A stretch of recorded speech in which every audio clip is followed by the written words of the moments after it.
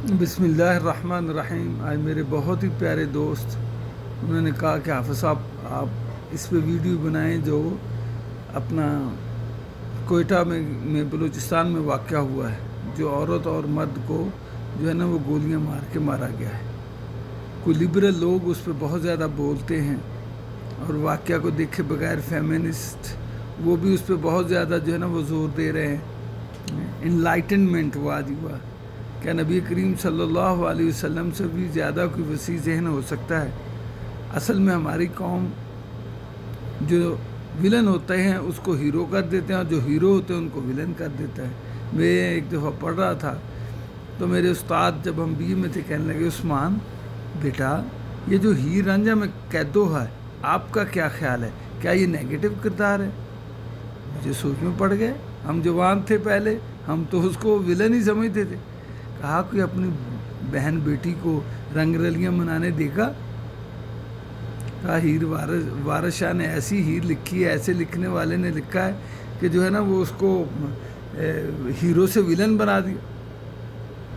اسی طرح مرزا صاحبہ کے بھائی وہ غلط کام کرتے ہیں، وہ ولن تھے، لیکن ہمارا قومی مزاج، ہم پیٹ چال پڑی ہوئی ہے، پکڑی ہوئی ہے اور ایک لکیر کے فقیر بنے ہوئے ہیں۔ وہی دین اسلام عین دین فطرت ہے۔ نبی کریم صلی اللہ علیہ وسلم سے زیادہ تو محبت اس امت سے کوئی نہیں کر سکتا۔ آپ سے زیادہ تو رحم دل کوئی ہو سکتا ہے کہ آپ صلی اللہ علیہ وسلم نے اپنے چچا کے قاتل وحشی کو معاف کر دیا، مکہ میں عام معافی کا اعلان کر دیا۔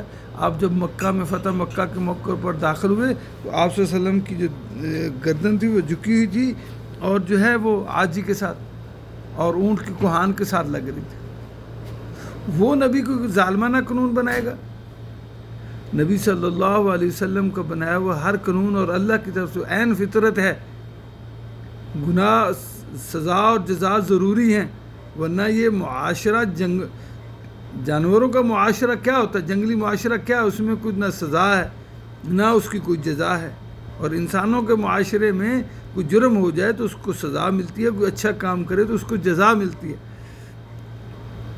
اور وہ 4 سے 5 بچوں کی ماں ہے، وہ جو دوسرا شخص ہے وہ بھی جو ہے وہ مسلمان ہے۔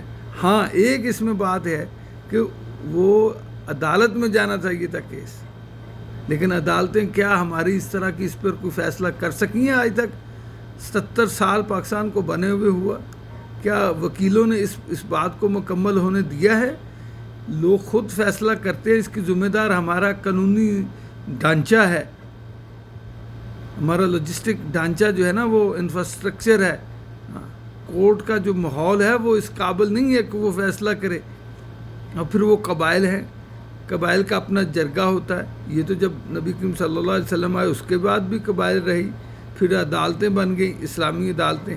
کیا نبی کریم صلی اللہ علیہ وسلم کے دور میں ایک عورت اور مرد کو سنسار نہیں کیا گیا؟ اور یہ سزا اس لیے دی جاتی ہے، ایک تو معاشرے میں لوگ اس طرح کے کام نہ کریں، برائیاں نہ کریں۔ زنا کرنے سے وہ بیماریاں پھیلتی ہیں، ایڈز، کینسرز، لا علاج بیماریاں پھیلتی ہیں۔ اب تو دنیا مان گئی ہے اس بات کو، اور ہمارے کچھ جاہل نے اس بات کو مان ہی نہیں رہے۔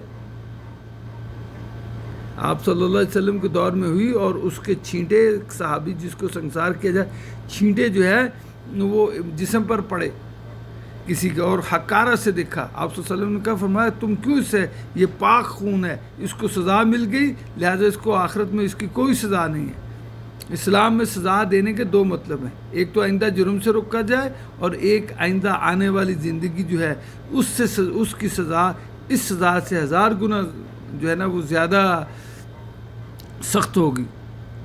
تو اس لیے اسلام نے اس چیز کو بنایا ہے، اس کو ہاتھ کاٹنا اس لیے ہے کہ تاکہ وہ جرم نہ کرے۔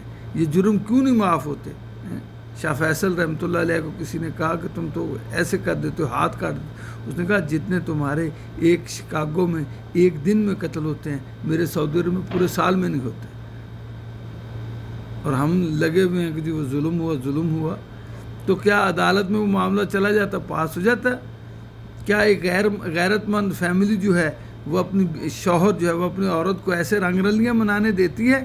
کیا اپنا ایک غیرت مند بھائی عورت کو یہ اجازت دیتا ہے کہ دنیا کا کوئی، صرف اسلام نہیں، ہندو، عیسائی، یہودی، سارے مذاہب اس معاملے میں کسی کو اجازت نہیں دیتے. اور نہ وہاں صرف عورت کو سزا نہیں دی گئی، مرد کو بھی سزا دی گئی ہے. لہٰذا اپنے ایمانوں کو محفوظ کریں اور اس طرح کی پوسٹیں آگے شیئر کرنے سے بھی گریز کریں. اللہ تعالی ہمیں ایمانی غیرت نصیب فرمائے، ہمیں گناہوں سے بچائے.